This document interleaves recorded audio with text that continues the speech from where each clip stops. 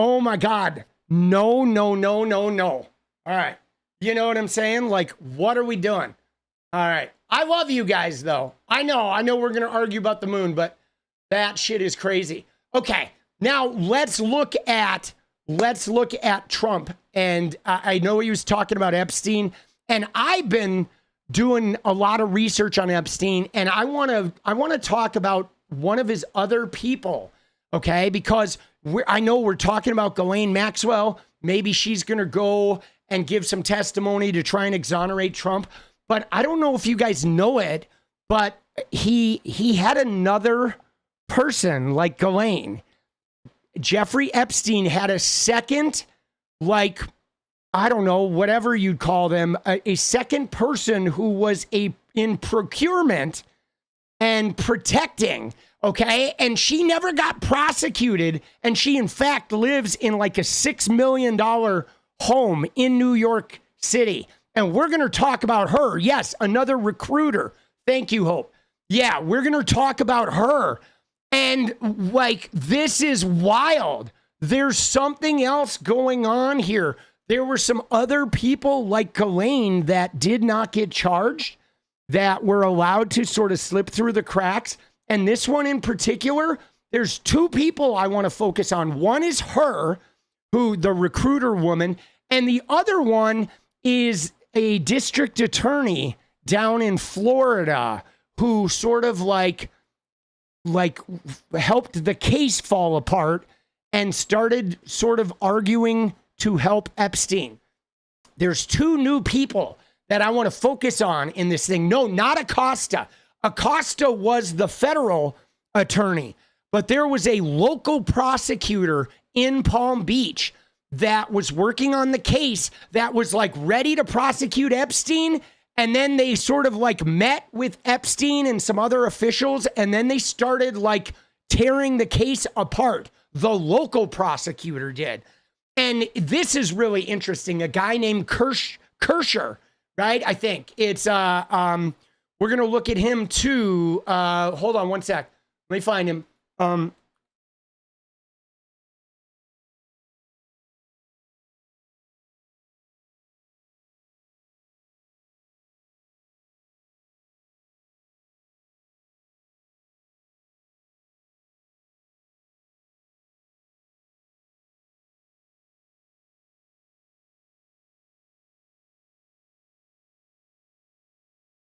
It is this guy.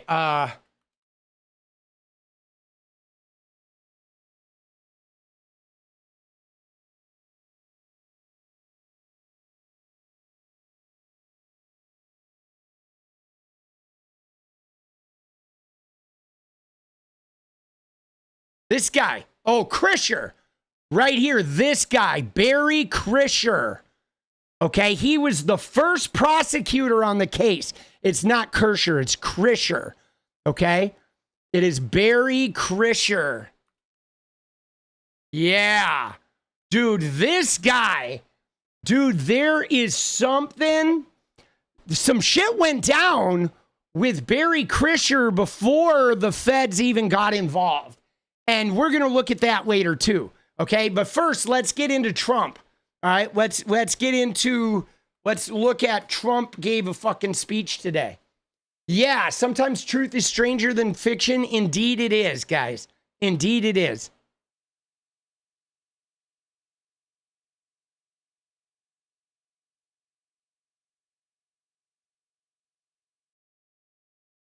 Holy shit, look at this, dude.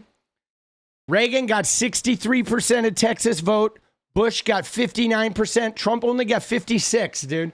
Trump got the least votes in Texas of any major fucking person.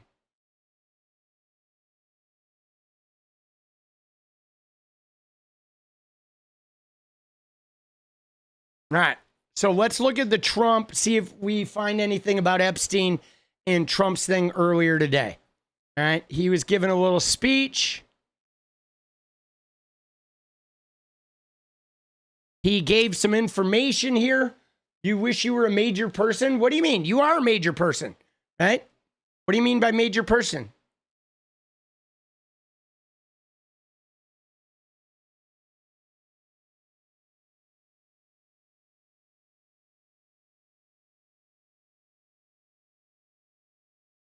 Yeah, no, I know. Dude, he's such a liar, dude.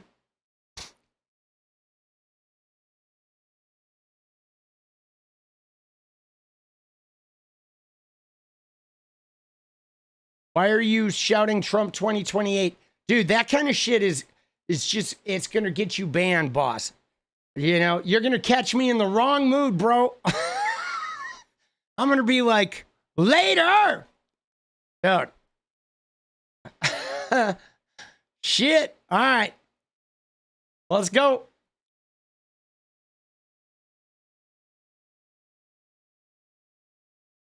So let's see what he said. Okay, here we go. Dude, let's go, baby. Ban him now? You guys are ban hungry? You want to ban? He's banned.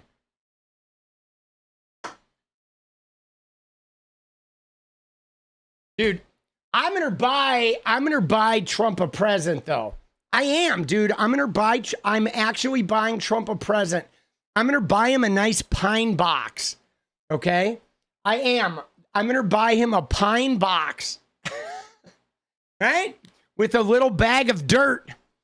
You know, that's what I'm buying him, dude. I'm going to get him a little pine box and a bag of dirt and be like, happy presidenting. Right? There it is.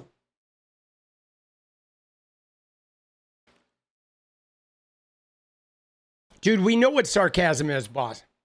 Just some shit ain't even funny, sarcastic. Right? Let's go. Just remember, you have fans of your show like you that are Christian. So here's the difference, though. Like, Christy, I mean, here's the thing, though, that's hard. Is like, I don't have to be respectful of your faith. I don't. And you need to stop thinking that I do. I have to be respectful of your ability to believe in that shit and to be able to go to church without getting arrested, to be able to wear your crosses and to be able to do it. But I don't need to respect your fucking faith. Because I think Christianity is bullshit, and I want to burn all the Bibles. And there's nothing wrong with that, okay? I respect your ability to believe it, but I don't have to pretend it's fucking real just because you believe it. And don't think people do. That's so arrogant of you. You need to get off your fucking high horse in thinking that people need to respect your fucking faith. They don't, okay? They don't. If you believe it, but we don't have to pretend it's real.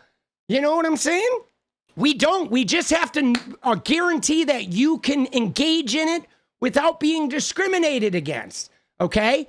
Right? That's it.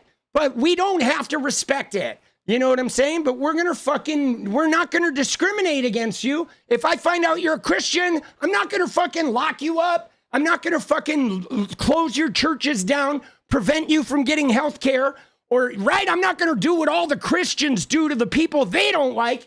You know, take away their health care, take away their freedom and all that shit. But I don't have to respect your faith, and I will not, okay? And if that's a problem, you don't have to watch me, okay? But you need to understand that I will not respect Christianity because I find it to be destructive and problematic. And I support your right to fucking engage in it if you believe in it, but I'm not going to fucking pussyfoot around how I really feel about it and the damage that it has caused to this world. And if that's a problem, I don't fucking care, okay? And all the Christians out there, don't fucking watch me if you have a problem with it, okay? I'm not here to fucking pussyfoot around the harmfulness of Christianity and pretend shit, okay? And I'm not doing it, okay? So, yeah, we do not have to pretend that bullshit is real, okay? We just have to allow you to do it without being discriminated against. And the fact, though, that Christians walk around saying we need to pretend it's real for the sake of them is arrogant, fucking phony-ass bullshit, all right? And again, I'm going to fucking start burning Bibles. Okay? And if you got a problem with it, fuck directly off. Okay? That's it. That's what I have to say. There you go. Yeah, there are left-wing Christian channels. This ain't one of them. Okay? I am anti-Christianity. And without any guilt. Okay? And if you don't like it, that's not my problem. Okay? I understand, though, if you hate me and don't want to watch me, that's fine. But I'm not going to fucking pretend that fairy tale shit is real. And I'm going to call out the destruction. All right? Let's go. Let's go, baby. Let's fucking go. Because you can't prove it. You know what I mean? And I know, like, I'll talk to Christian people and they'll be like, oh, but trans people. It's like, I can show you trans people. I can take you to the house of 100 fucking transgender people. I can show you fucking trans people that existed hundreds of years ago. They're real. You can go, you know, we can go touch trans people. You can go put your arms around them, hug them, kiss them, make out with them, fucking whatever. Take a jacuzzi with them. Okay? You bring God and Jesus down and have a jacuzzi with me and I can kiss them and hug them and touch them and shit. Then I'll fucking respect your religion. But short of that, fuck off. Right?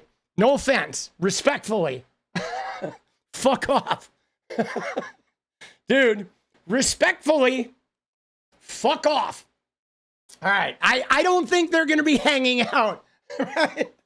Some tells me they're not going to be hanging out. And that's okay, dude. At least I know. Right? Dude, let's go. Dude, I don't like that shit, though. You know what I mean? That arrogance of Christianity, of you need to respect our faith, that's part of the problem. Is those people are so fucking arrogant that they think we all have to fucking buy into their fairy tale in order to fucking, like, express fealty to them. Like, oh yeah, I have to believe your fucking made-up fairy tale that you have no proof for. Fuck you. All right? I'm not doing it. I'm going to, give me your Bible and I'll fucking burn it for you. And, right? You know what I mean? And, like, there you go. Right? That's my thing. But if it works for you and you believe in it, do it. I mean, I believe in shit. Dude, I believe in that web of energy, right? That we all share, right? That I call the universe. I believe in that shit. You don't have to believe in it. You can disrespect that and tell me it's fake. My son tells me all the time, Dad, I think the shit you believe in is fake. It's made up. I don't like it. Dude, that's totally cool. His prerogative. He doesn't need to, like, oh, you got to respect my thoughts on the universe. It's like, fuck you, bro. Dude. And I mean, to me, it goes to all religions. The only philosophy that I actually do like is not a religion. I do like Buddhism because Buddhism, there's no God. There's no fucking leader of the universe, right? There's none of that religious fucking controlling power bullshit. It's simply a philosophy about achieving harmony with the planet and everything on it. And it's a philosophy of like learning how to live in the moment. And so I do really like Buddhism because it's not a religion. I know it gets called a religion, but it's really not. It's really just a philosophy. You know what I'm saying? That is, you know what I mean? It's a philosophy. But even with Buddhists, they don't like, they would never come and say, you need to be a Buddhist, right? You know what I mean? They wouldn't. And, you know, and like, for example, you know, what's funny. Let me give you an example from one of my Mormon friends that I thought was really good. You ready? So I had a Mormon friend, a guy from Provo named Drew Danbury. Okay. And he was a devout Mormon. Every time I played shows with Drew, him and his friends were so good to me, right? They were so good. They fed me. They gave me a Book of Mormon every single tour. And he didn't ask me to read it. He didn't pressure me. He would just give me the book because that's how Mormons roll. Okay. But you ready? Let me tell you a story about Drew that I thought was really respectful and very different from Christianity. Okay. You ready? So Drew he's a vegetarian. He doesn't eat meat, right? But he would go on tour and tour the country. And when he would stay at a house, even though he doesn't eat meat and he doesn't believe in eating meat, if he would stay at a house and they would fucking make food for him and there would be meat in it, he would eat it. And you know why? Because for him, like, you went out of your way to make a meal for him.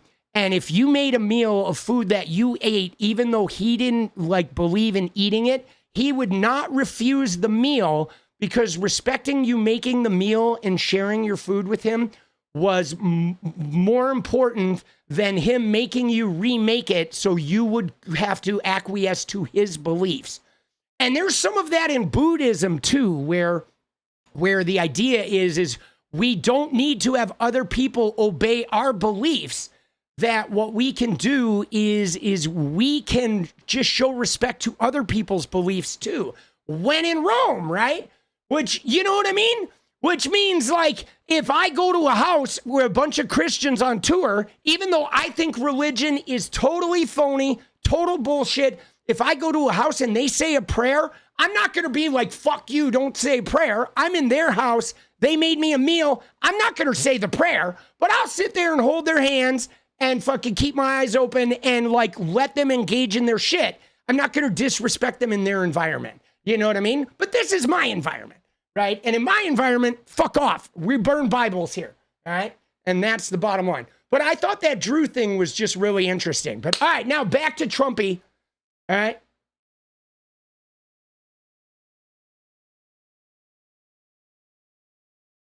Need more tolerance versus acceptance? Yeah.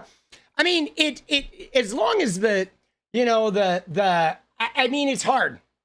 We do need some tolerance, but tolerance is tough because, you know, like Christianity's just got a big problem, okay? Because Christianity's got a really toxic aspect to it, and I don't see the good Christians, like, it's like police, okay?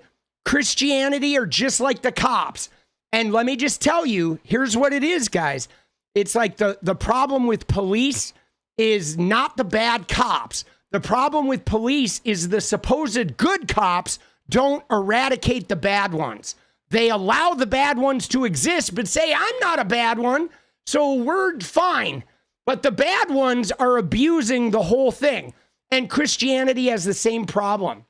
There's really toxic, abusive Christians, and the supposed good Christians don't eradicate them. They don't separate from them.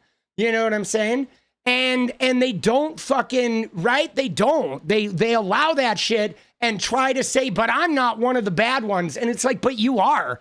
If you don't get rid of the bad ones, you are one of the bad ones. That's it. You take responsibility for it. You have to either fight them off and be very vocal, right? Because in middle America, you have a bunch of supposed good Christians who vote for toxic, like nasty ass Republican abusers. And they say, but I'm not a nasty ass abuser, but like the people you're voting for are, right? And like, and it's more than the hardcore MAGA people voting for these Republicans in middle America. A lot of the supposed good Christians are voting for these toxic, horrific fucking people. So fuck that. All right. But again, to all of you out there, if you think you're going to get this kind of reaction, you're not. Because I'm going to save this, right? And the next person who says you got to respect my Christianity, I'm just going to ban you and block you and make it so you can't talk here anymore. All right? That's how I'm going to handle that. Right? So if people think, oh, I'm going to come in here and I'm going to fucking get him going on Christianity, no, I'm going to block you. I'm going to fucking make you go away. Right? And then I'll put a link. Dude, you know, I'm going to ban you, block you, make it so you can't talk in my chat anymore. And then I'm going to put a fucking link to to my videos. Right? I'm going to make a video about this though, about the Christianity shit. Dude, I am. Let's go.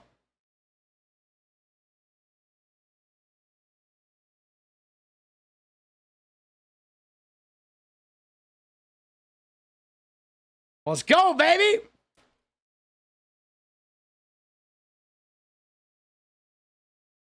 Is it safe for worshippers of Baphomet? Dude, you know what?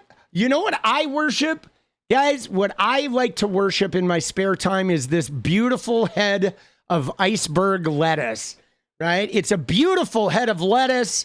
It's a compassionate and loving God, right? It is all powerful and omniscient, yet fair. And what's more, the rabbits love it. And the hamsters are really, dude, my emotional cabbage. I will get down with my head of lettuce and I will just be like, oh, praise be. Oh, my fucking, dude, you got to respect nature, dude. Dude, let's go, dude. All right, here we go. You ready? All right, let's get into the politics. President Trump, two questions for you. One, were you aware of and did you personally approve the prison transfer for Ghislaine Maxwell that your Justice Department? I didn't know about it at all. No, I read about it just like you did. And do you believe that she is? It's not a very uncommon thing. Do you believe that she's credible to be listening to? Your Deputy Attorney General sat down with her recently. Dude, first off, we have to pause him there with his first lie. I mean, he says he didn't know. He read about it. Sure, he did. But anyway, we know that's bullshit. Okay, but he said it's not an uncommon thing. Incorrect. Okay, it's not an uncommon thing for prisoners to get transferred. Sure, there are transfers all the time with space and shit like that, right? But for a prisoner with 10 or more years, you have to get a special waiver from the Bureau of Prisons. That's like through Pam Bondi, okay? For 10 or more years. A sex offender never would get transferred to a work camp, okay? To a prison camp, okay? That's 2 strikes. That's 2 major fucking hurdles. We listened to attorneys earlier, a couple days ago, who said that they've never been able to get a prisoner who had one of those in a camp. Okay, you could never get a sex offender in a camp. You could never get somebody with 10 years or more sentence in a camp. And this woman has both of those, and she got a double waiver from the Bureau of Prisons. And it is wildly uncommon, okay? Wildly uncommon. Never. That may be a first in the history of prisons that kind of transfer actually happened. She's credible to be listening to? Your Deputy Attorney. I think this is a good question here. Do you think she's credible? This is a fair question. Do you think she's credible? I mean, she's had perjury issues multiple times. She lied in her depositions, right? I mean, dude, she's a stone cold liar. Do you believe that she is? It's not a very uncommon thing. Do you believe that she's credible to be listening to? Your Deputy Attorney General sat down with her recently. Well, let me tell you, he's a very talented man. His name is Todd Blanche. He's a very legitimate person, very high. Yeah, what does that have to do with her being credible, right? We know your personal attorney is this guy, and so you're about to fucking polish his knob, right? Right? But what does that have to do with her being credible? Todd Blanche being a very high, what is he, smoking some reefer? Todd Blanche smokes a lot of chief. So therefore, I just a very highly thought of person, respected by everybody. And I didn't talk to him about it, but I will tell you that sure, whatever he asked would be totally appropriate, and it's not an uncommon thing to do that. And I think he probably wants to make sure that, you know, people that should not be involved or aren't involved are not hurt by something that would be very, very unfortunate, very unfair to a lot of people. But I will say this. Oh, yeah, because Trump's concerned about collateral damage, right? That we all know Trump has had a long history of being very concerned about collateral damage. He wants to make sure that no innocent people get hurt. Oh, okay, Trumpy. Oh, don't hurt the innocent people. Oh, shit. And now again, though, oh, thank you for that soliloquy there, Donald Trump, but you didn't answer the question, bro. Do you find her credible, this perjurer and this like super problematic person? Do you think she's credible? Right? I mean, that was the question, was it not? The question was, do you think she is credible? All right. Todd Blanche is one of the most highly respected people you'll ever meet. So I know this. I didn't discuss it with him, but anything he talked about with her or the fact that he did that, not unusual, number one, and most importantly is something that would be totally above board. Please. Yeah, so he didn't answer the question. Do you think she's credible? Todd Blanche is amazing. And it's not unusual for my personal attorney to be a high-ranking Department of Justice official going to meet with this woman to try and get me exonerated. Yeah, that's totally not unusual. Dude, oh my God, bro. Dude, we might be fucked, guys. I hate to say it, but we might be fucked, okay?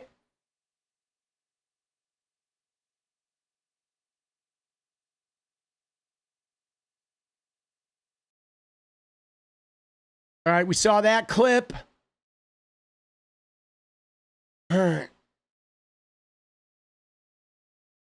What else we got on fucking Epstein?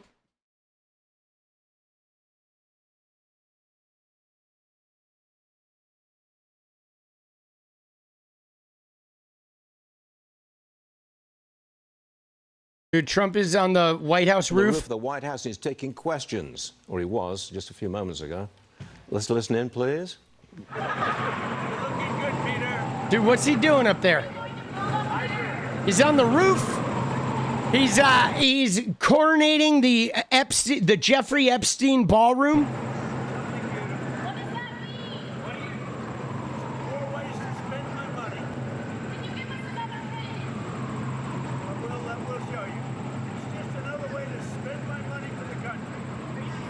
Just another way to spend your money, he said. And then he said, it's just another way to spend my money for the country. Sure. Sure, dude. The Jeffrey Epstein fucking memorial ballroom.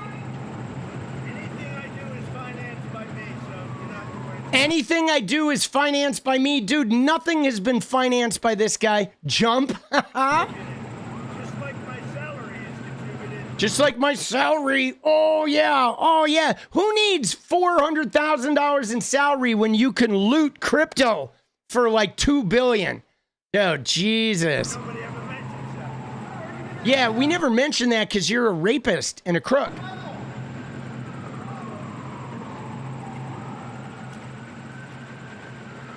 On the roof of the White House is... All right. He's on the roof.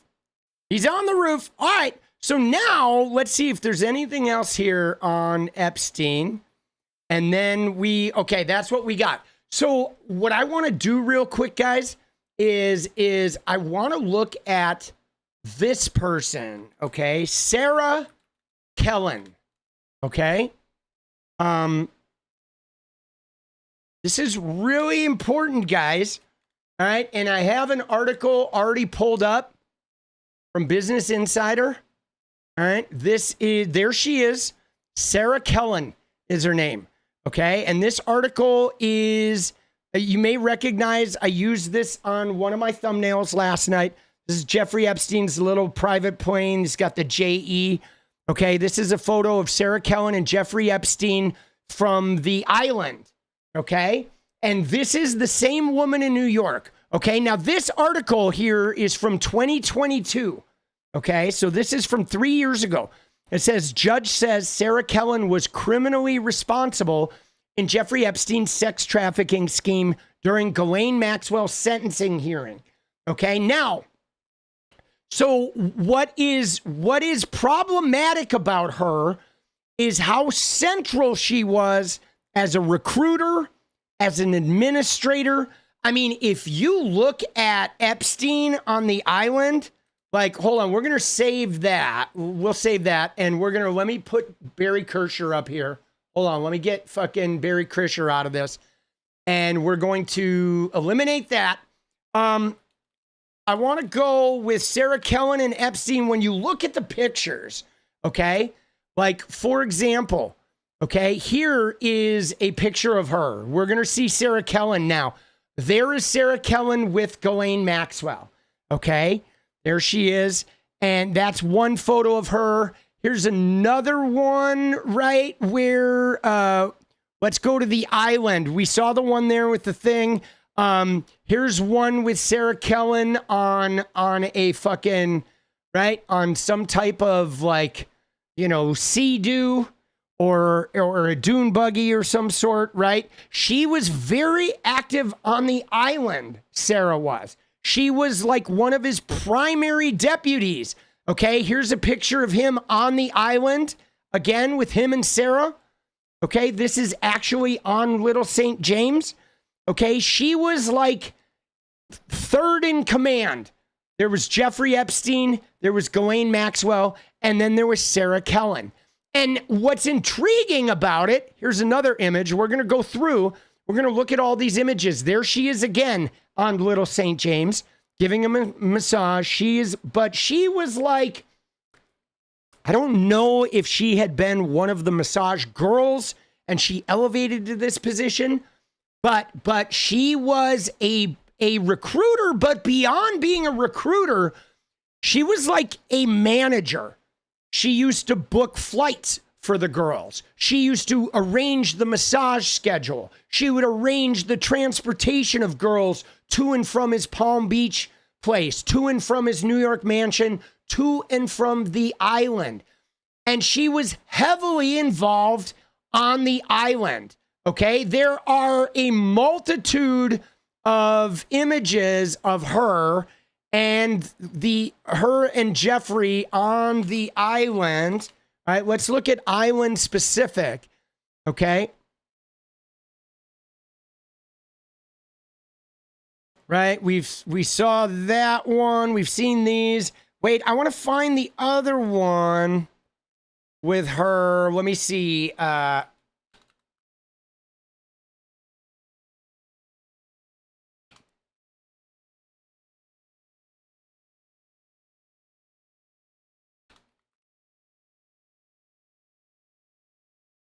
Okay, so here's a photo of some of the random girls that were part of the island. Okay, these are the girls that were, like, you know, hanging out on Epstein Island, that were like servicing the guys there, right? And she was like the manager and travel arranger to get people there. Here's another image of her. Yeah, this is the image I was looking for, was this one. Okay, right here. Here it is. Found it. This was the photo I wanted to find. So this is Sarah Kellen and Epstein at the island with some random people. And yeah, those girls were young. You know what I'm saying? Those girls were young. Okay. Very, very young. They were there. I mean, if you look at them, dude, if you look at these girls, they're fucking teenagers, bro. They're high schoolers. You know what I mean? You know what I'm saying? They're high schoolers. But so Sarah Kellen, though, was somebody that miraculously was able to avoid prosecution. Okay. And I feel like we need to talk about her a little bit. Let's go through this article. Okay. So a federal judge said Sarah Kellen was criminally responsible in his sex trafficking scheme. Witnesses at Ghislaine Maxwell's trial said Kellen scheduled the sexualized massages with him. Prosecutors haven't charged her, and she described herself as a victim. But now this is really interesting, guys, that she has not been charged. Because I know that there was like the immunity shit that went on in 2006 with Epstein and his cohorts. But obviously they made an exception for Ghislaine Maxwell. But what's crazy about it is has to be some reason that this particular woman didn't get charged.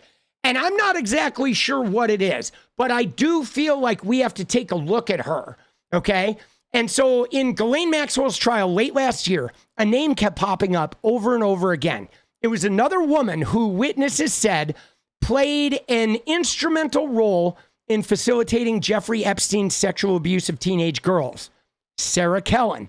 Kellen, multiple witnesses said during the trial, played a similar role as Maxwell in Epstein's, let me get that.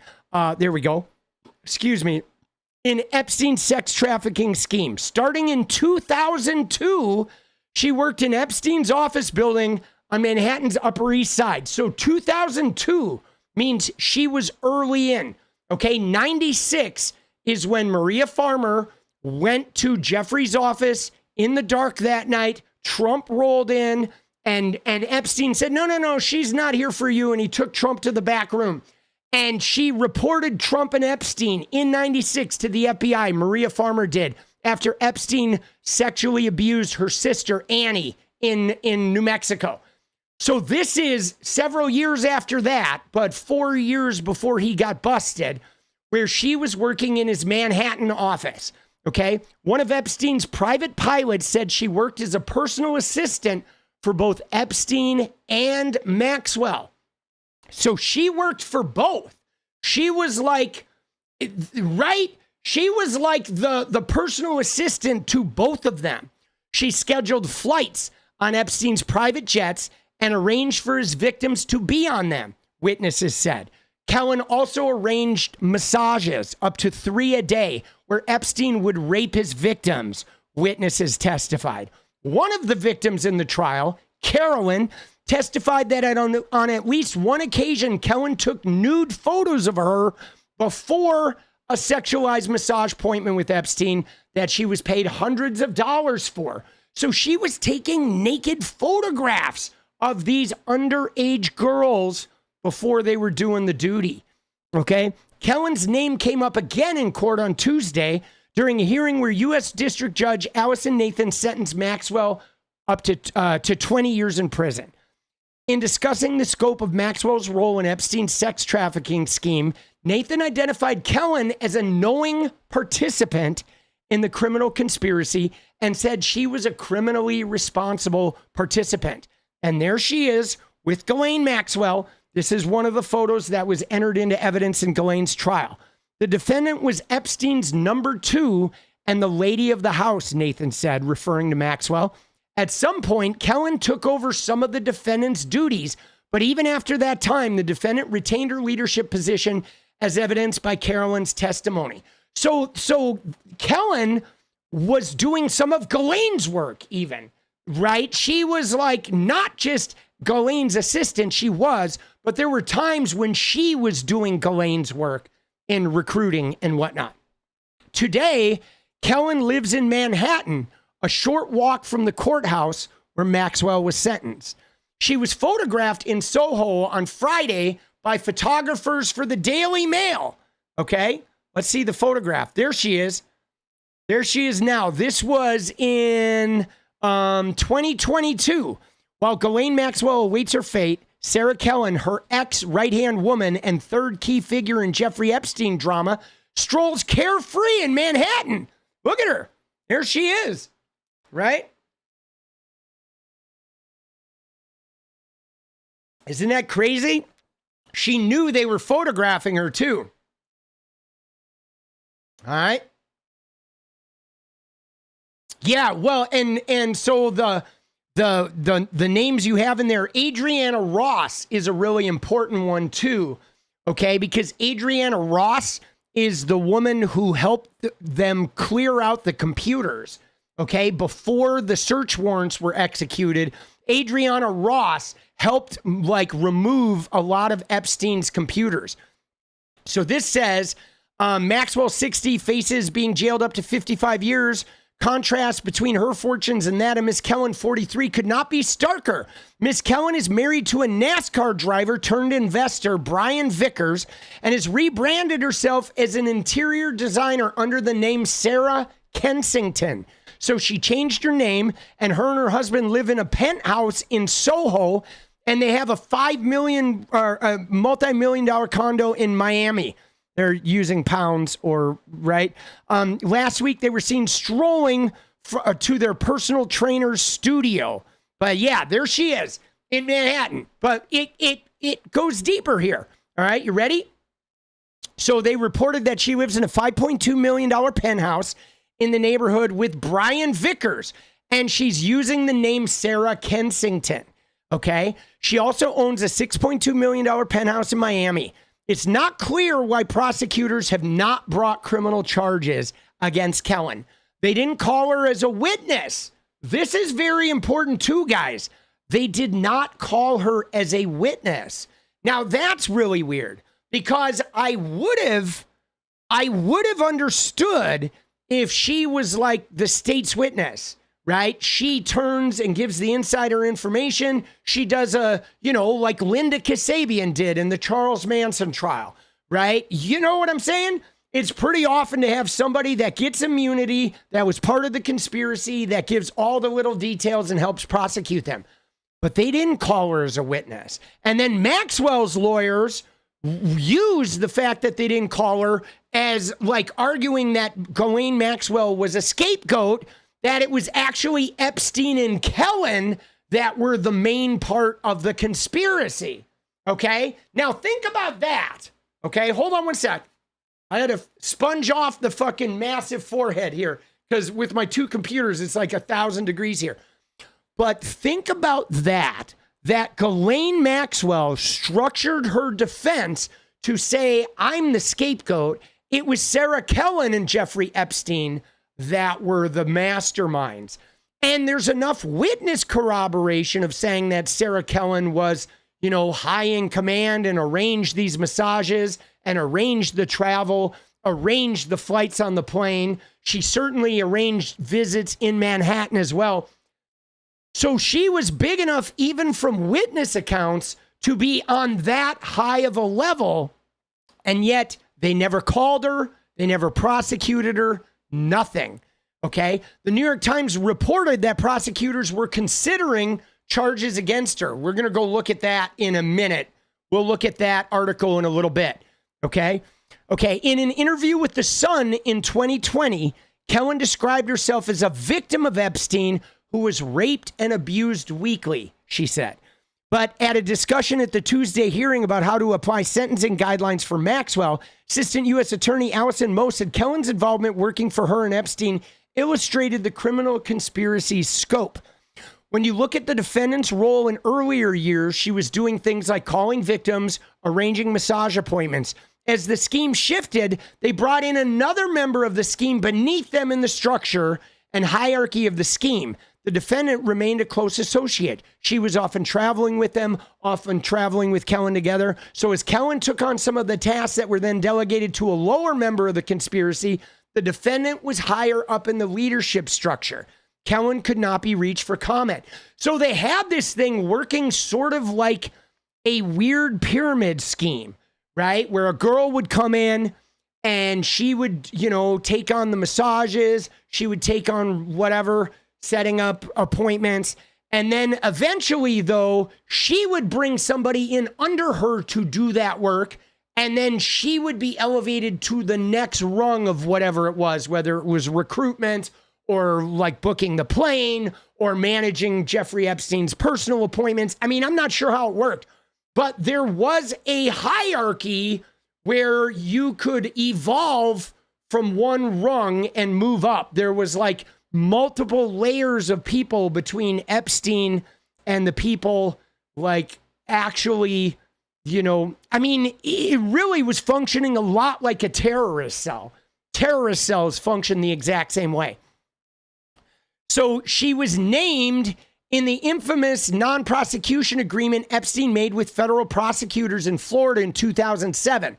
So that deal that he got from 𝗏𝗏 in 2007 behind the backs of the victims, when 𝗏𝗏 let him off from all the federal charges, gave him immunity, non-prosecution agreement. He pled guilty to 2 state-level prostitution charges. She was named in that non-prosecution agreement. Okay, she was named specifically. So she was like a major player back then, somebody that got that initial wave of protection. As part of this agreement, prosecutors also agreed not to pursue charges against Kellen and 3 of Epstein's other female employees. That was the original case in 2007.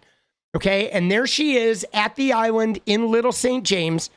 Okay, a compensation fund established after Epstein died in jail also refused to carve out Kellen from its release form, which protects her from civil litigation from any of the accusers who took money from the program.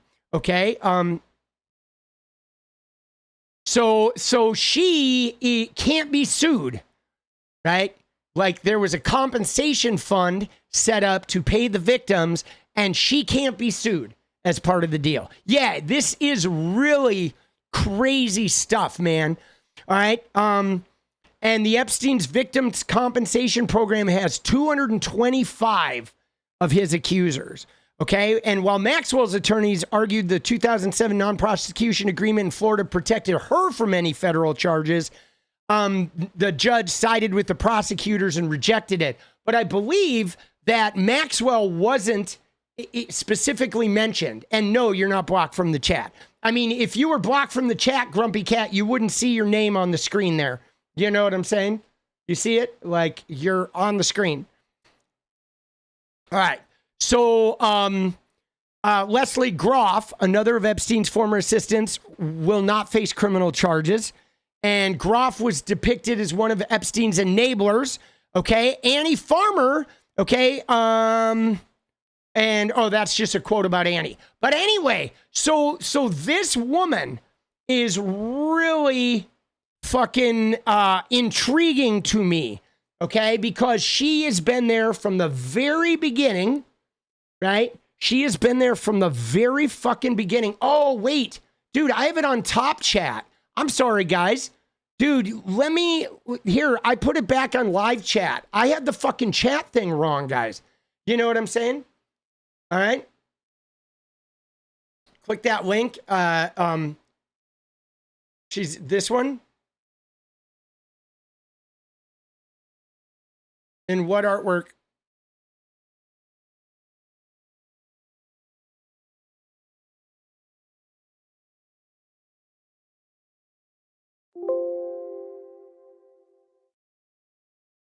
Oh, Maria Farmer art. Oh, okay. All right, we'll get to that. I want to go on to this. But yeah, dude, there's something about this woman, okay? Yeah, dude, I'm sorry. Yeah, I don't know why it defaults like that, guys, to that top chat. Like, what does top chat even mean? You know what I'm saying? It's so dumb, bro. I'm like missing a whole bunch of, oh, is that what top chat does? It filters out swear words and shit? All right.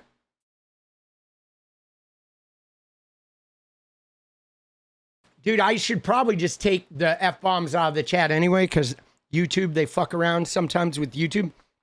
But she is really intriguing. Okay, here's Sarah Kellen and Ghislaine Maxwell, right? But you ready? We're going to go back into this, boss. I know top chat shouldn't be by default, but they always pull that shit, okay? But guys, I'm telling you right now, there is something about Sarah Kellen that is wildly different from the other people involved in the Epstein fucking circle, okay? In the fact that she was definitely a ringleader, okay? Definitely a ringleader, and she was definitely... She was like a very, like, I want to see what picture this is. Is she in this picture too? Oh, she is. Yeah. So this is Sarah Kellen right here. Okay. It's Nadia Marcinova and Sarah Kellen. They're with two other random girls, right? So that is... So there's another scandal. Okay. This is crazy. So I guess we're going to look at this too, because even after this shit, there was like some subterfuge going on, I believe, after he was even arrested, where, you know, obviously, like I said, that Adriana Ross woman, she like removed computers. There were other people that I'm sure were like burning the paper trail of his businesses, et cetera, et cetera. How a ring of women allegedly recruited girls for Jeffrey Epstein. It's not just Ghislaine Maxwell. A circle of Epstein's girlfriends, employees, and other associates faces scrutiny in the sex trafficking scandal. This is from 2019. Okay. And so Haley Robson was a 16-year-old South Florida high school student when an acquaintance from school approached her at a local pool with an intriguing offer. Did she want to make extra money giving massages to a billionaire in Palm Beach? Now, they had a network, okay? They had a network that fucking went and got girls in schools, okay? So what happened was girls would come in, they would do the massages, they would get sexually abused. Now, some of those girls, like, would elevate out of the sexual abuse and they could make the money by then procuring girls. So it became a web of like the girls that were abused would then go out and they'd now no longer get abused. They would procure, right? And it was all about the money. It was like a quick way of like, hey, if you're already having sex, you can go and have sex with this old guy, let him touch you and shit, and you make like $300 easy. Okay, so for a 16-year-old girl who's from a troubled home and struggling financially and probably already had experienced sexual abuse in the home, for them to go and let this guy like rub their genitals and get like $200, it was, you know, it was a trauma that they were already experiencing and could deal with. It's like a perfect storm of trauma to feed people to this guy. Okay. She agreed when Epstein tried to grope her while she was giving him a massage wearing nothing but a thong. She brushed his hand away. Okay. Mrs. Robson said in a deposition, but she continued to visit him dozens more times in a lucrative new role. She would recruit other teenage girls from her school. I didn't have to convince them, she said. I proposed to them and they took it, right? And so this was what was crazy about it is the girls that were, you know, if they didn't want to be abused, they would then just become recruiters. You know what I'm saying? You know what I mean? And so let's find... All right, so, I guess Kellen... All right, so now 4 women, okay? It says here that one of the women under scrutiny, Mr. Epstein's one-time girlfriend, Ghislaine Maxwell, has been accused in several well-publicized lawsuits of overseeing efforts to procure girls and young women for him. But Mr. Epstein is also accused in civil suits of relying on an organized network of underlings, okay? Those who train girls how to sexually pleasure him, office assistants who booked cars and travel, and recruiters who ensured he always had a fresh supply of teenage girls at the ready. So they had a whole network of this, right? Isn't that insane? It's like a whole entire network set up and ready to go, all right? None of Mr. Epstein's associates have been charged or named as co-conspirators in Manhattan, but federal authorities are eyeing possible charges that include sex trafficking and sex trafficking conspiracy, the 2 people with knowledge said. 4 women were apparently so instrumental to Mr. Epstein's operation that they were named as possible co-conspirators, okay? And were granted immunity in the original plea bargain, okay? The deal allowed Epstein to plead guilty to state charges, spend 13 months in a county jail where he had 12 hours a day on liberty, rather than face a federal sex trafficking indictment. Okay, the 4 women, okay, Sarah Kellen, Leslie Groff, Adriana Ross, and Nadia Marcinkova, could still be subject to criminal charges in Manhattan. Now, what's crazy about this is how some of these women escaped. Now, I've not heard a lot about the other ones compared to Sarah Kellen, but this is right here is where it gets interesting, okay? Sarah Kellen was the lieutenant, okay? Just below Mrs. Maxwell in the chain of command was Miss Kellen. So it went Epstein, Maxwell, Kellen, okay? Another high-ranking employee who's been accused in multiple lawsuits of scheduling girls for sex sessions with Mr. Epstein in the Palm Beach mansion. She was called the lieutenant in one lawsuit. Mr. Epstein's pilot said in a deposition, Miss Kellen was like an assistant to Ghislaine. Miss Kellen kept the names and numbers of all the girls who gave Epstein erotic massages, okay? And she would call them whenever Mr. Epstein was in town, asking the girls if they were ready to work. So Kellen had all the phone numbers of the girls that were brought to his mansion. Okay, she was right. That's a big deal, man. She's like the black book of the workers. Okay, she saw herself as the boss, said Spencer T. Kuvan, a West Palm Beach lawyer who represents several accusers in lawsuits. Sarah was really running that organization, bringing girls, getting them in and out of the Palm Beach home. So she was actually like running the trafficking ring. Miss Kellen sometimes goes by Sarah Kensington or Sarah Vickers, did not respond to requests for an interview. Her lawyers also did not respond to requests for comment. Multiple girls told Palm Beach detectives that when they arrived at Epstein's mansion, Miss Kellen would escort them upstairs to Epstein's bedroom, lay out the massage table with the oils and lotions, etc. In an interview, Sarah Ransom, she was one of the primary accusers, said Miss Kellen and Miss Maxwell also gave her tips on how to give Epstein the erotic massages, including how to rub his feet and how to satisfy him sexually. It was Ghislaine and Sarah Kellen that showed me how to please Jeffrey. Okay? Miss Groff, this goes on to some of the other ones. Okay? But isn't that crazy? So she was like, oops.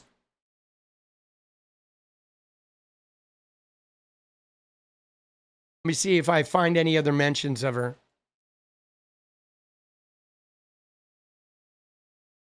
Okay, so here we go. So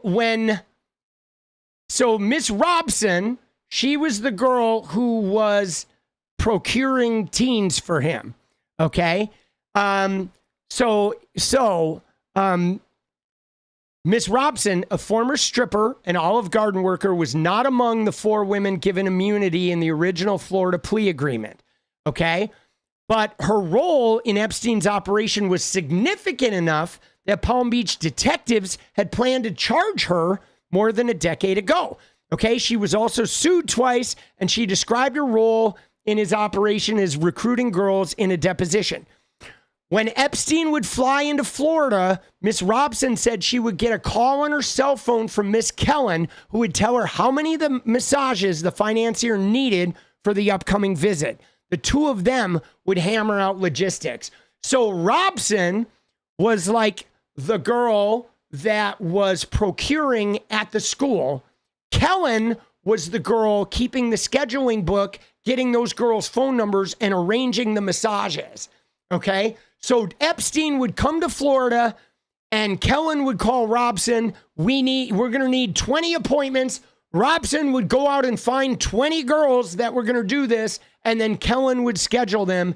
And then Epstein is sexually abusing these women. And it just, right? And then Robson, she got paid $200 for every girl she brought to the mansion.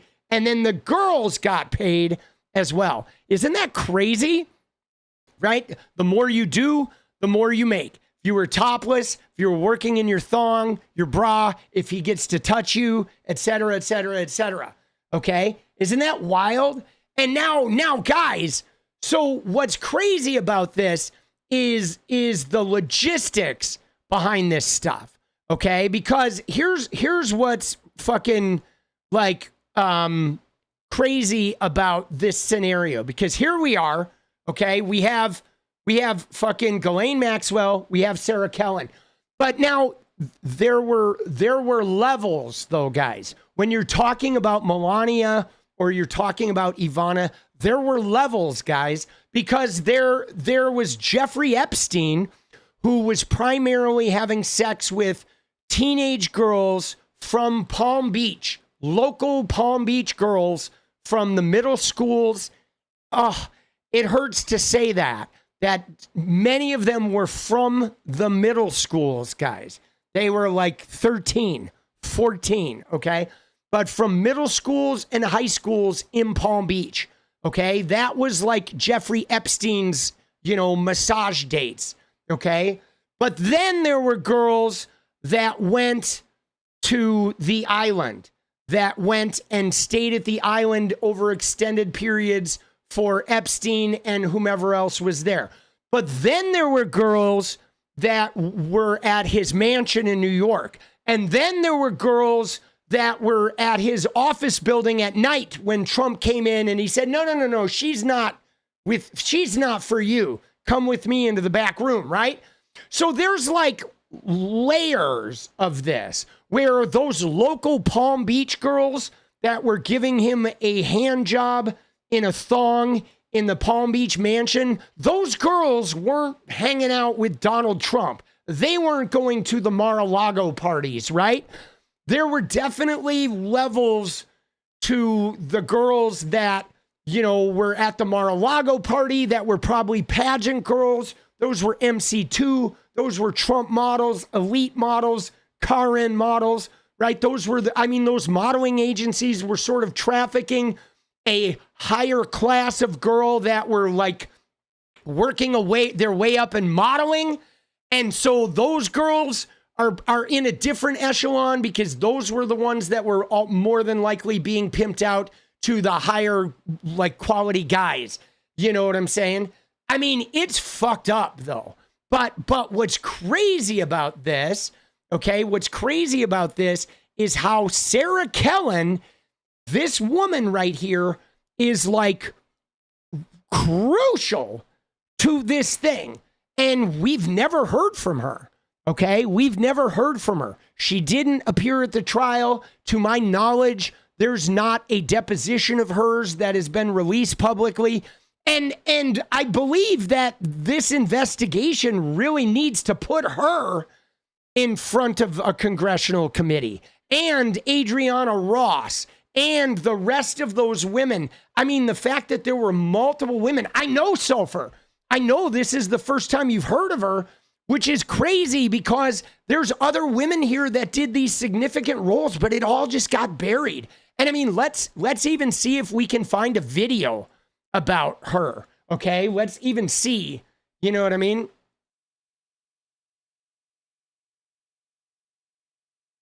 But we're going to go into all of this, okay?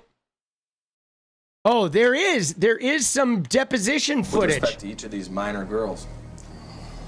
All right, here's a little bit of deposition footage. You ready?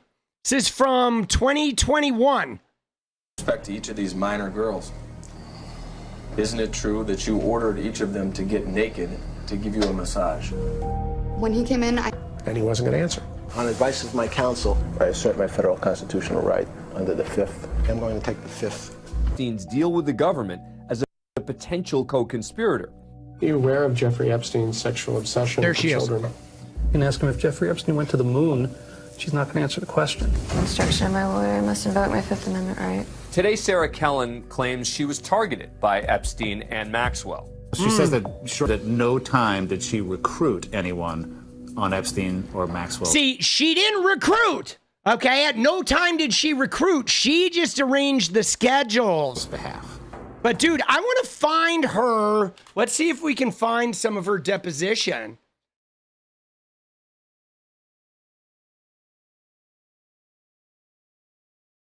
See, it's crazy that you don't hear a lot about her, right?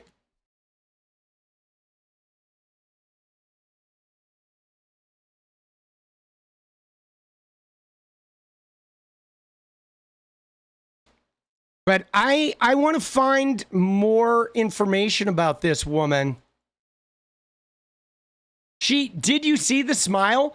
Dude, when you look at her, with respect to each of these when you look at her, dude, she was fucking, I mean, if you just mute it and look at her,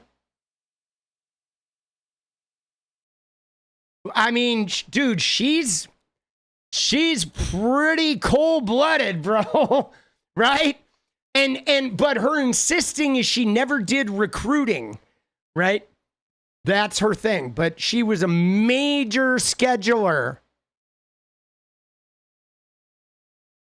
I mean, it's so cut up, right? I really want to see if there's some footage of her, right? But now she's married to this former NASCAR driver, okay?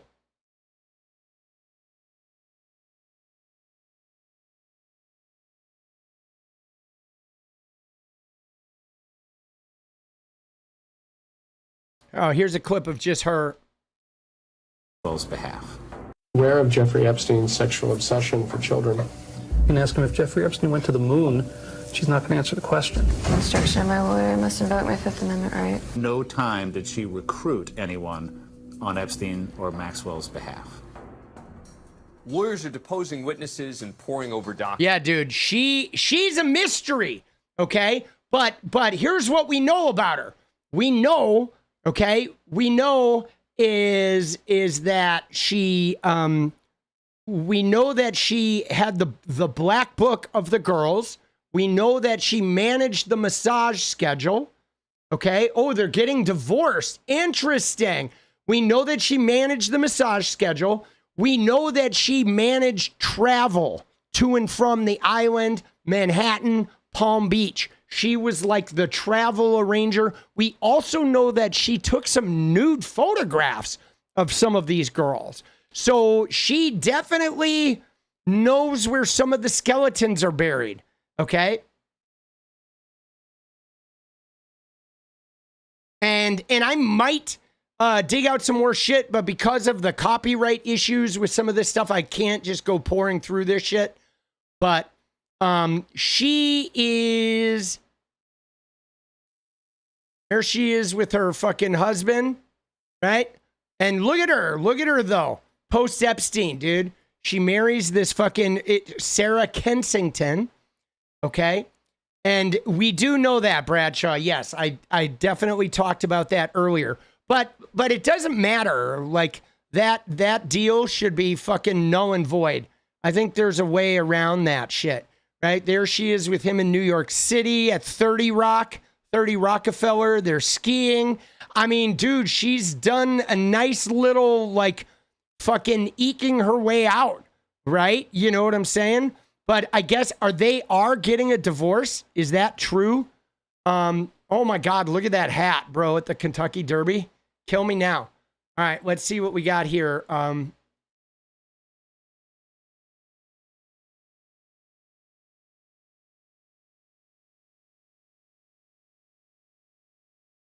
So he's divorcing her.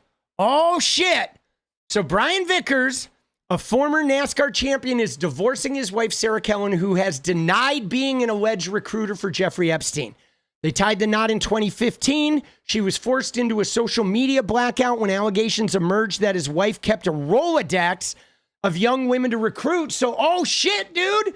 So, like, he had to go into hiding, dude. He had to go off grid because of her.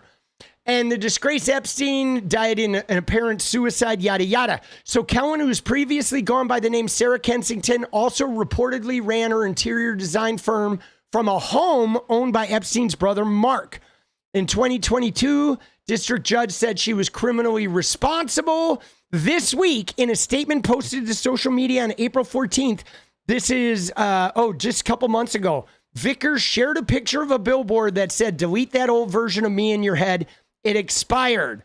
He then added, after 10 years of marriage and 5 years under a rock, I'm coming out of digital hiding to share some heavy news.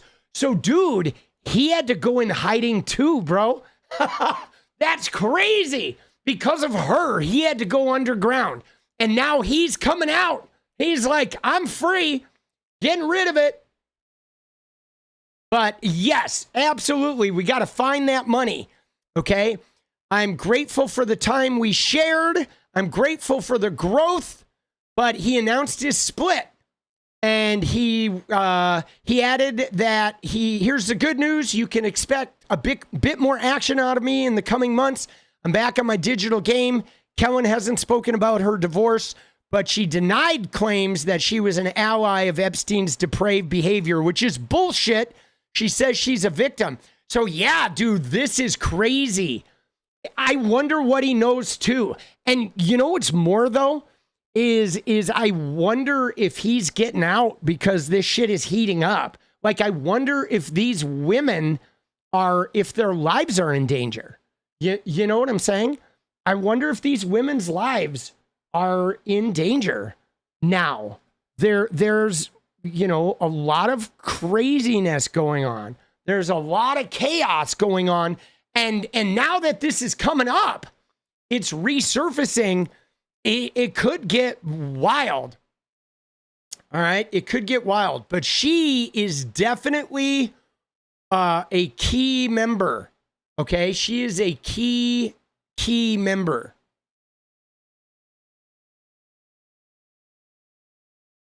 And so it looks like from the information I've seen that prosecutors know she's kind of guilty.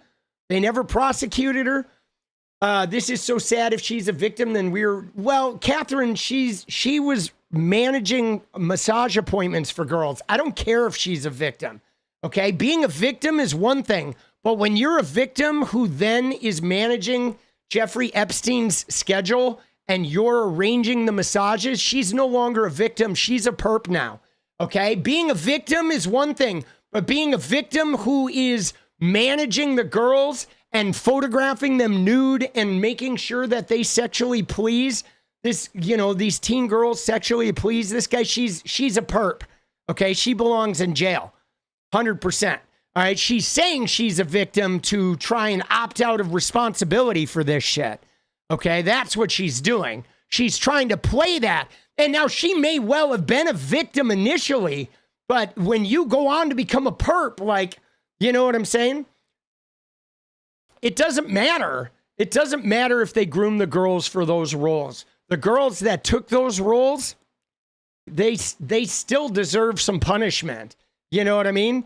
I mean, dude, you know what I mean? It's like, dude, I was sexually molested, okay? People who are sexually molested often go on to reoffend. If I got sexually molested and was groomed by my molester to be a molester and I go and molest, I'm still responsible for that behavior. Okay. You know what I'm saying? Like, I get it. She was groomed and it's tragic, but she fucking, she took it to the next level. You know what I'm saying? I don't think that there is, you don't opt out of your personal responsibility. You know what I mean? Because it sucks. She was in a difficult position, but I mean, at the very least, she could have become a witness to put these perps away. And she's taken, no accountability. She didn't fucking show up at Ghislaine's trial. Okay. She didn't let out the perps. She didn't give away any information to make sure the people who harmed these girls were brought to justice. She's basically done nothing but take no accountability for her own behavior and then say, oh, I'm a victim. I'm a victim. I'm a victim. Don't look at me, right? I mean, if she really was a victim, then give us everything. Tell us how the whole operation worked. Sink everybody, right? You're a victim. You're not a perp. You know what I'm saying? And she wasn't a recruiter, okay? She was the manager. She was not a recruiter. She was second in command under Ghislaine Maxwell. She arranged all the appointments. She had nothing to do with being a recruiter. Okay? The recruiters are, if anything, the recruiters are the ones that I feel like I have leniency for, because they're literally the girls who were being sexually abused and were getting out of being sexually abused by finding other girls. Okay, so they're like immediately in the trauma cycle. This person was like high up on the chain. She was like traveling on the planes. She was in charge of these girls and doing all the arrangements. She was not being molested by Epstein. We don't even know that she ever was molested by Epstein. You know what I'm saying? We don't. I mean, we don't know. We don't actually know that. It's possible that she says that, but maybe she wasn't, right? She's just using the victim thing, but she never fucking talked about it, right? But yeah, so these are two of the other girls, right? And my thing is this, is if you were a part of this, you ready? Here's my thing, guys. If you were a part of this and you don't come out and be honest, like even when we look at that recruiter, okay, there was a recruiter we looked at. Where was it? It was the Sarah Hobson girl. It was in one of these news articles, right? There was the girl, Sarah Hobson, who told the police that I pushed his hand away. I didn't want to be abused. I became a recruiter. And she told them about the operation. She came clean with the cops. She gave them everything, right? And that to me is somebody who like, okay, you were traumatized. You got groomed into this and you gave them up, okay? You turned on them. You gave us all the information. You helped the prosecution. This woman has done none of that. This woman arranged these girls, arranged the massages, took nude photos, managed the travel, managed the island, second into command to Ghislaine Maxwell, and she said nothing. She hasn't turned on any of the people. She hasn't ratted anybody out. She didn't give away how the operation works. She is just completely silent. I'm taking the fifth. I'm a victim. And then she's off to her $5 million apartment. And that's bullshit. Because that, to me, that's a perp, okay? When you're taking the fifth and you're not, like, giving up the operation, she literally had enough information to get all the people in trouble. So, yeah, she's going down, I think. I feel like she's going down, guys. But it's crazy. But look at this, though. You ready? So what's crazy about this, guys, is that this was 10 years ago, okay? So after the arrest, okay, after the non-prosecution agreement, when Epstein pled guilty to those state prosecution charges, these women, Sarah Kellen and 𝗙ecie𝗶𝗹𝗀𝗀, they started running a business out of Jeffrey Epstein's brother's house, okay? So two of Jeffrey Epstein's alleged accomplices are running businesses from a Manhattan property linked to the wealthy sex offender under new identities, okay? So they left, okay? You ready? They left. Like, they got busted. They took the fifth. They didn't get prosecuted. They got included in the immunity deal. And then they are still like in Jeffrey Epstein's circle running businesses out of properties associated with him. Okay. 𝗙cie𝗶𝗋𝗀 and Sarah Kellen, who were questioned by lawyers about whether Prince Andrew had any involvement in Epstein's abuse of underage girls, have since reinvented themselves as, her name was not 𝗙cie𝗶𝗋𝗀, as Nadia Marcinko and Sarah Kensington. 𝗙cie𝗶𝗋𝗀, 29, is now a pilot and the chief executive of Avaloop, a website selling discounted flying lessons and other deals related to aviation. Kellen states she is the owner of SLK Designs, a renovations firm. According to public records, both businesses have operated from addresses in a building on East 66th Street in Manhattan, majority owned by Epstein's brother Mark, a wealthy property magnate. Okay. So they were running their businesses out of Epstein's brother's building in Manhattan. Okay. And he said, I own the majority of the units in the building, but I've never heard of those companies. Right. And several rented condominiums in the building have been lived in by Epstein associates. So there was a building he owned that was still providing condos and shit for these people. I mean, dude, it's so crazy. You know what I'm saying? To think about how deep this runs and how at the core of it is just a ginormous amount of money, right? Massive amount of money and real estate. You know what I'm saying? It is crazy. Yeah, the depth of it, right? That there's, they have buildings, apartment buildings, where in condos where people can fucking get put up. They have money. They have, you know what I'm saying? There's just a constant sort of network of ways that they can reinvent themselves and distance from the crimes. And yeah, it's wild. Okay.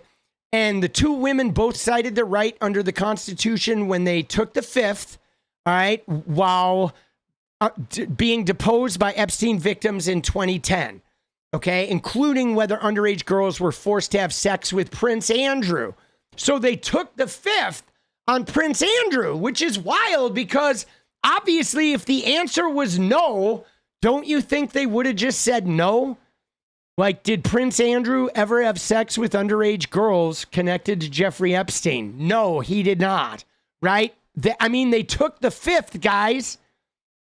You only take the fifth when there's, something you don't want to talk about in there, right? Isn't that crazy? Like, that's wild, okay? One of alleged victim claimed to police she was told 𝗙ecie𝗶𝗃 had been bought from her parents in Eastern Europe by Epstein when she was 15. Now, this is crazy, okay? That one of the alleged victims said she was bought. All right, that 𝗙ecie𝗶𝗃 was bought from her parents in Eastern Europe. Now, here's where it gets weird, guys, because Donald Trump's modeling agency, Trump Models, was caught trafficking women from Eastern Europe. He was trafficking underage women illegally from Eastern Europe, and he was putting them up in fucking apartments and condos and shit that he owned and charging them exorbitant amounts of rent, supposedly to model, but they weren't ever really making any modeling money. And when they did model, they made hardly any money. But they were trafficking, Trump was trafficking girls, teenage girls from Eastern Europe. Okay. And I remember Epstein saying how he wanted to have his modeling agency run by Trump. And then, they're claiming that 𝗙ecie𝗶𝗃 was purchased from her parents. So there's some crazy deep shit going on here. And one alleged she was made to have sex with 𝗙ecie𝗶𝗃 and to watch her have sex with Epstein. Okay, Kellen was accused of bringing girls to Epstein's mansion. Okay, and a series of alleged victims of Epstein told investigators they were led to a massage room by Sarah Kellen. Okay. 𝗙ecie𝗶𝗃's biography on Avaloop says, doesn't mention any of this stuff, obviously. Okay. And they do Grant. Let's go, baby. Appreciate you, boss. And of course, nobody responded for comment. Okay.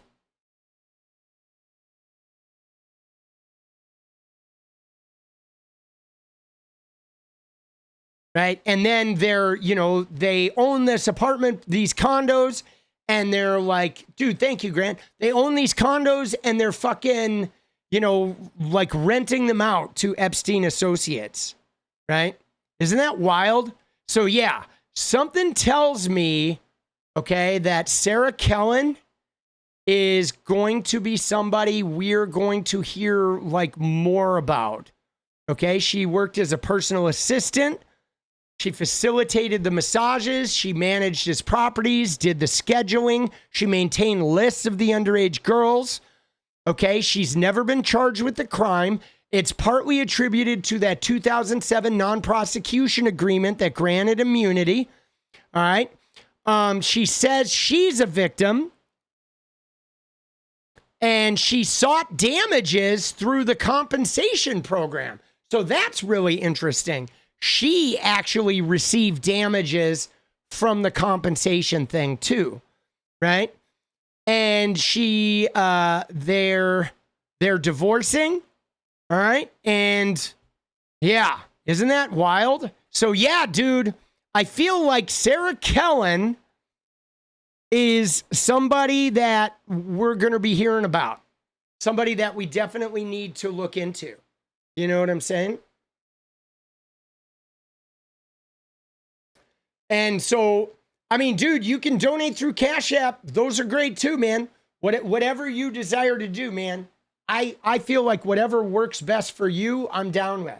But obviously, Cash App, no, YouTube doesn't take a cut. But YouTube doesn't take that much of a cut. They only take 30%. And YouTube's pretty good to me. So I don't know. I don't feel a problem like sharing with YouTube. You know what I mean? But yeah, YouTube takes a cut of when you donate in stream. Yeah, they take 30%. They don't take a cut of Cash App. But YouTube, like, their financials are good. Like YouTube has a very equitable pay situation. Right? So Maria Farmer art, let me see. I might want to include it. All right, let's see Maria Farmer art.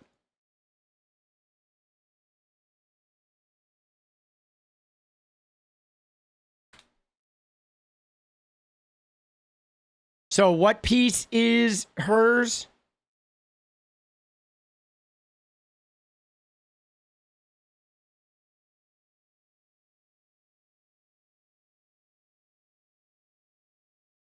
Up top?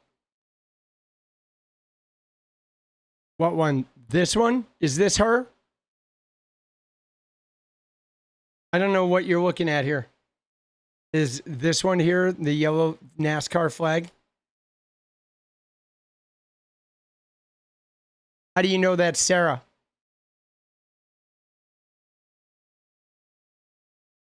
I mean, makes sense. Are we assuming from the look? Does she talk about it somewhere?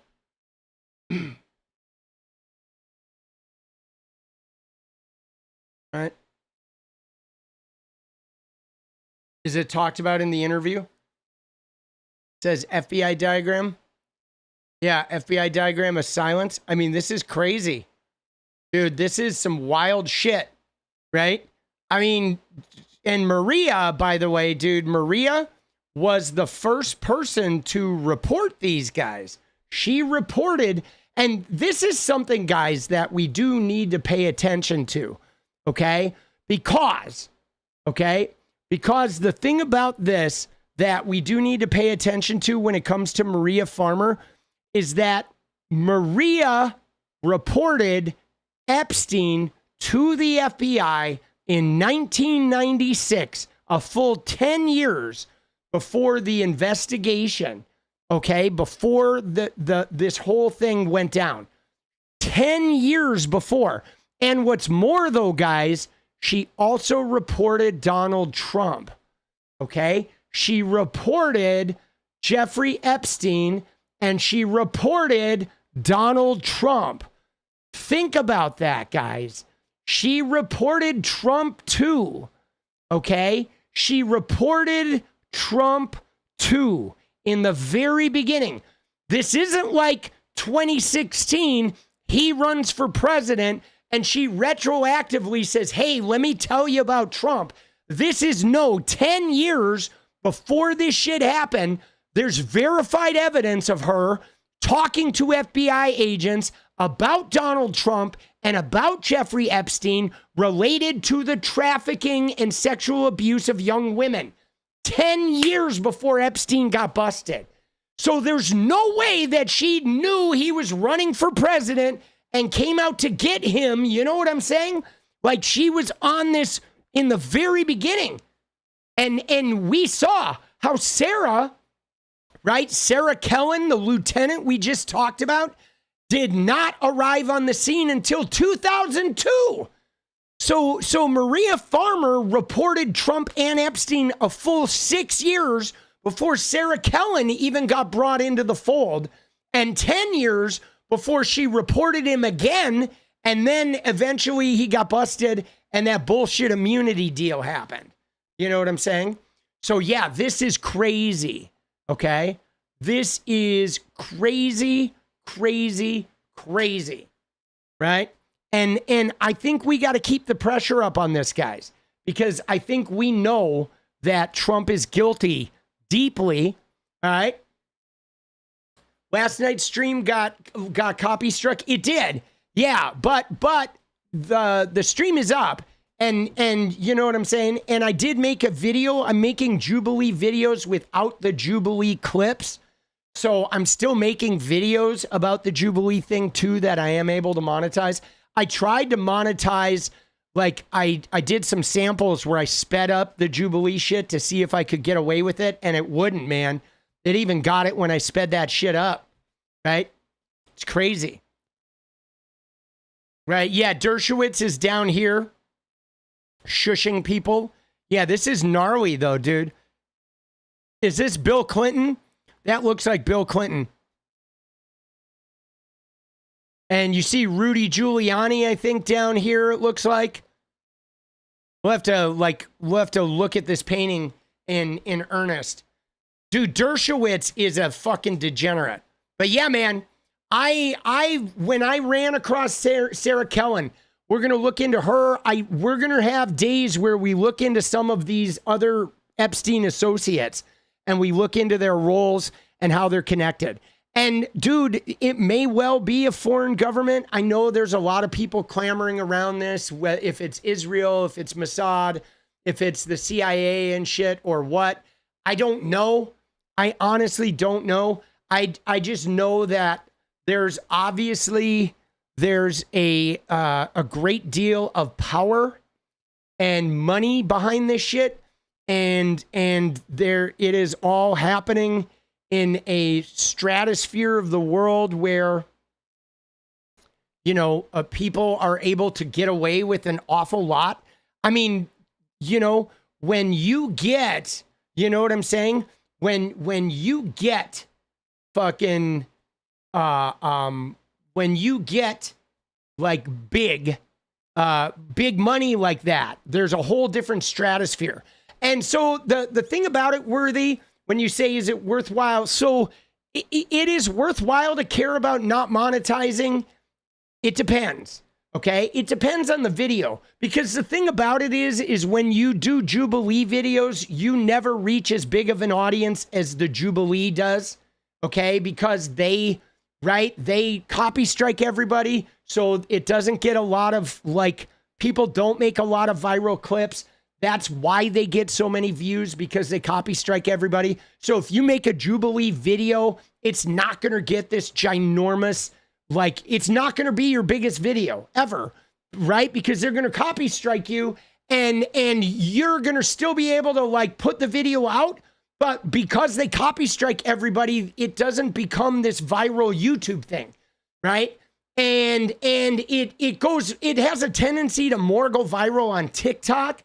You could put it on TikTok and maybe go viral there. But I've noticed with Jubilee, I get a decent amount of views, but not enough to where it's worth it, right? But I'm making a couple views without the clips, where I have a link to the live and you can go watch the live if you want, but I still talk about Cenk's behavior and use clips of me. And no, you can't just play the audio, right? If you do either just the audio or just the visual, they tag it. But I'm still sort of like, right? Like the video I put out today is monetized, right? The one I put out about Cenk Uygur, right? This one right here, it's this one, okay? I made a video here, all right? It's right now, it's a 6 of 10, okay? And but the only reason it's a 6 of 10 is because I put it out at 10 p.m. So what's going to happen here is look at the click-through rate. It's monstrous, a 13.3. This one will probably be a 2 of 10 by morning, because it's going to get fed to my audience in the morning, right? Because nobody's really watching at 10 p.m. But this is doing insanely good with that click-through rate. It's going to go off, but there's no clips. This one's monetized. It's me talking about what Cenk Uygur said and then using clips of me reacting to it from the Jubilee stream.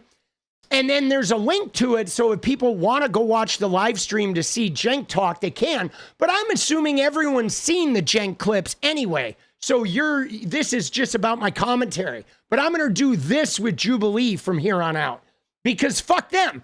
Because I don't even want to make shit that they can monetize because I don't like the company. I feel like the company's really greedy and nasty because like there are other companies that will copy strike you like the Daily Show.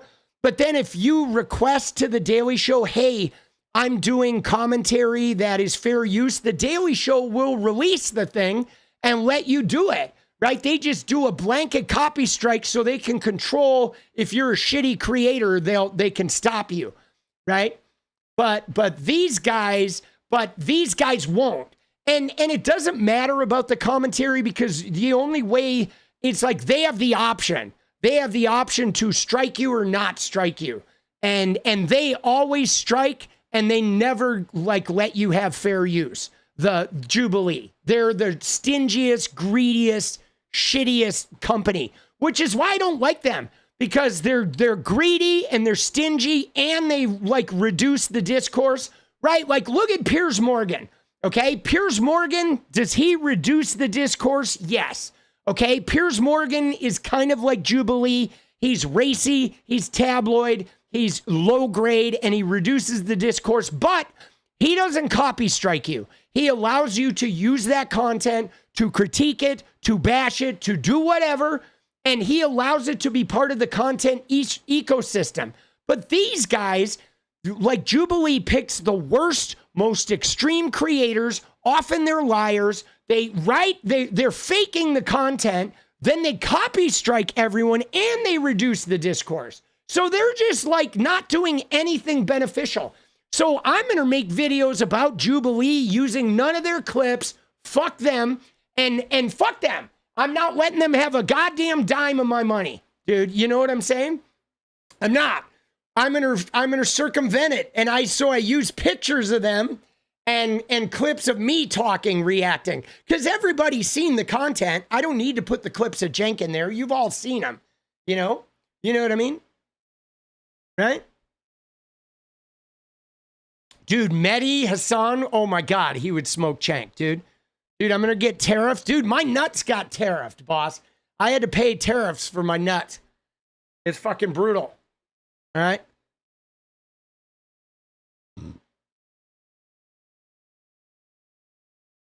But yeah, this one's going to do great, man. It's a good thumbnail, too. Dude, that thumbnail is banging, bro. Look at that thumb, dude. That shit is badass, boss. My thumbnail game is really coming along, dude.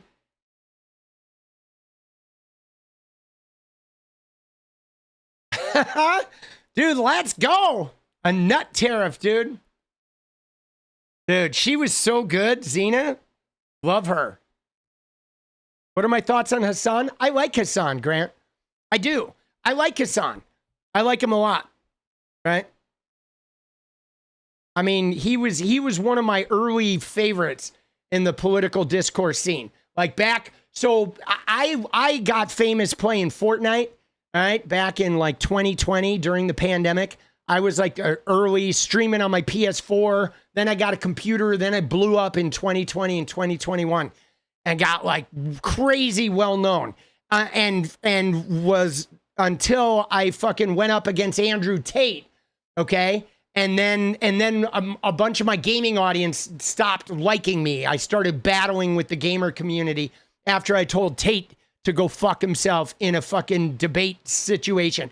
But so Hassan was like somebody that I started watching in 2020. Okay. He was an early, you know, a guy I would watch politically early on. Now I'll admit for me personally, I kind of stopped watching Hassan like deep into the Palestinian thing, and not because I have an issue with Hassan. I like Hassan, but he just became, for a while, I've started watching him a little more lately, but for a while, all he did was talk about like Palestine, and it was too much. It was like I would go there and everything was just so negative there because it was filled with all the pain and the awfulness of the Middle East. I couldn't do it. I had to stop watching, dude. It was just like it was like wrecking me, dude. You know what I mean? I get it. I mean, dude, if I was, you know, if I was fucking you know, somebody with Muslim Turkish roots from the Middle East, like, bro, I would be right there. You know what I mean? And it is heartbreaking, but you got to realize he's got a personal stake.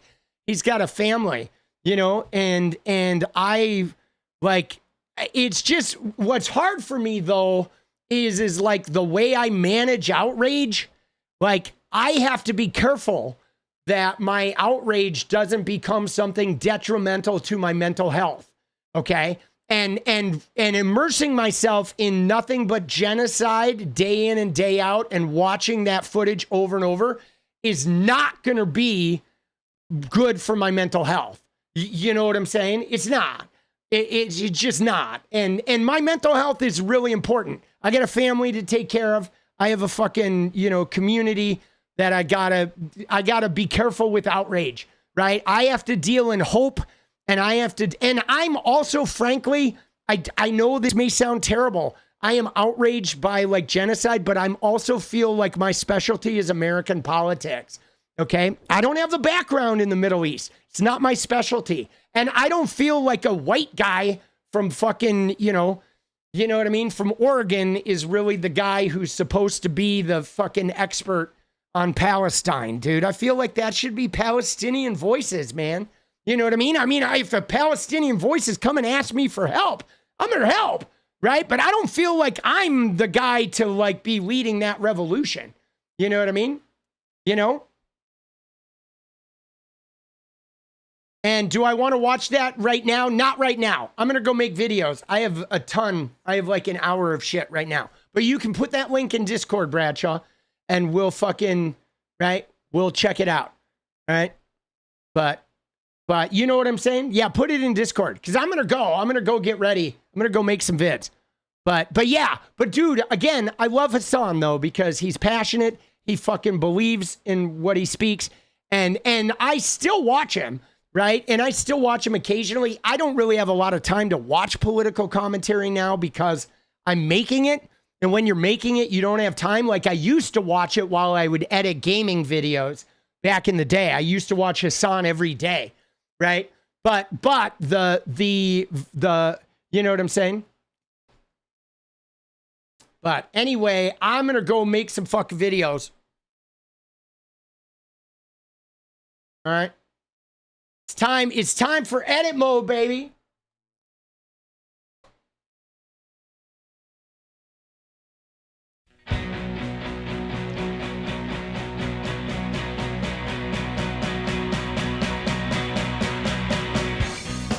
Can I make something good out of this? Oh, dude. Can I make something good But out of this? But Canal, dude, Canal, you're not wrong. Dude, Canal, like what Canal said there, I feel like Hassan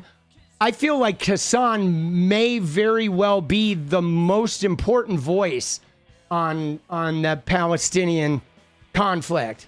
Like honestly, when you think about it, right? He is literally probably with the amount of clout he has and the amount of reach he has and the fact that he's smart and sensible and fucking like logical and like a great explainer. He's got a real patience with his explanation.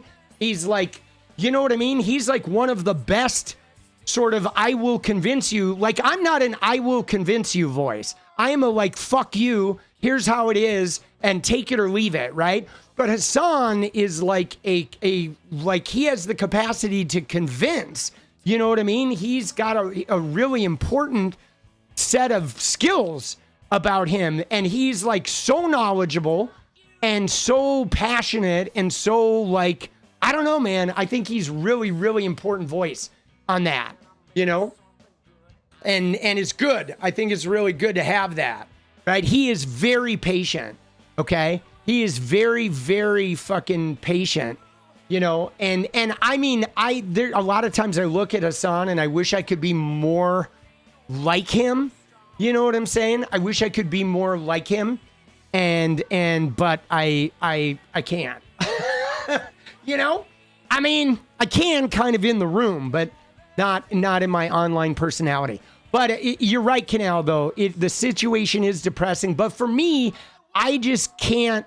I can't wallow in that. Like when I go into that type of depressing stuff and sit in it every day, and the whole Genocide Joe and everyone's complicit, and my own complicitness of like owning property in a nation that was founded on genocide. If I go too deep in that, I get paralyzed and I can't do what I do, which is to inspire people to get involved and to bring comedy to people to help them survive this shit, right? Like you go watch Hassan and you get all that, and then you come here and I'm going to make you laugh about American politics so you can go watch more Hassan and do that important fucking work. You know what I mean? But like, that's not like sitting in that shit is not my fucking work. You know, I have a different role, you know, and I'm good at my role, right? You know what I'm saying? But I'm going to go, baby. Let's fucking go, boss. Love you guys. I will see you tomorrow. I'm going to try and get 4 videos out tomorrow. There's definitely going to be 3. Thank you guys for hanging out. To the person who I fucking screamed at about burning Bibles, I love you still, but fuck Christianity. I'm going to burn those Bibles anyway. Love you guys. All right? Fucking tell Hassan I love him. Dude, I think it would be fun to have a podcast with Hassan. Like if I get big enough, I think me and Hassan are very different in a way that we could be cool, like voices who have a podcast together, right? But I'd have to get like much bigger, right? You know what I mean? Like when I have, 1 million subs, we'll talk about that. You got to earn your way, guys. You don't get to just fucking bounce in. You know what I'm saying? You got to like, it takes years. I'm going to have to put in a couple years. I feel like by 2028, I'm going to be like, a much more integrated part. One thing I do want to say though, guys, is we are going to have someone come on soon. Okay. You know who we're going to have come on is I'm going to bring in Hank Thompson. Okay. And he's the guy I was talking about last night, who is the guy who unionized TYT. And we're going to bring Hank in, okay, to discuss what Cenk Uygur actually fucking did when he was breaking the union, because Hank fucking messaged me. He saw the stream the other day and he fucking messaged me and sent me a bunch of messages. I'm going to put some of them in Discord. He is the guy who started the unionization. And guys, when you see what Cenk Uygur did, it was so dirty. It was so dirty. Hank is making a documentary. So we're going to have him on to talk about his documentary. His mission is like exposing Cenk Uygur. He's made it a mission because, dude, he was doing some dirty shit, and we're going to find out all about it. It's going to be coming soon. All right? I'll fucking see you guys, baby. It's going to be great, man. It's going to be great. Yeah, he sent me some messages. Like this morning, I was like, dude, I'm going to bed. Fill my inbox.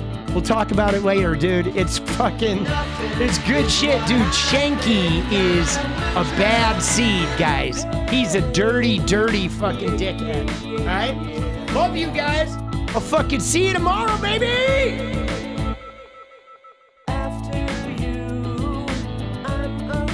Let's go.